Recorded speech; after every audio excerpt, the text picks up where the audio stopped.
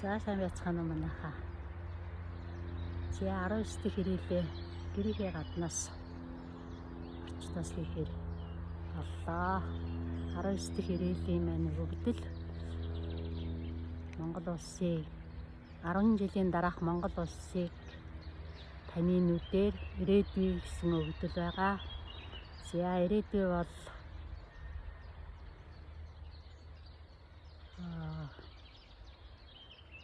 хүлээх зүйл биш. Бидний өнөөдрийн сонголтоор бүтээгддэг зүйлээ.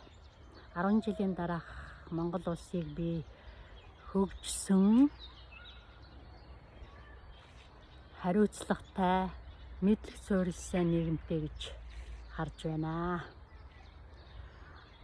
Улс орныхоо хөгжилд миний оруулах хувь нэмэр гэвэл би тасралтгүй хөгжиж, мэдлэг боловсрлоо эх орныхоо хөгжилд зориулна.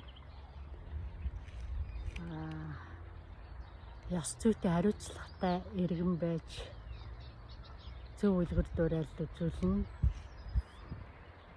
Байгаль орчноо хайрлан хамгаалж, зөв хөвшлийг хөвшүүлнэ. Бусдыг дэмжиж хамтдаа хөгжинэ. Ирээдүй бол өнөөдөр. Өнөөдрийн миний сонголт, миний Монголын ирээдүй.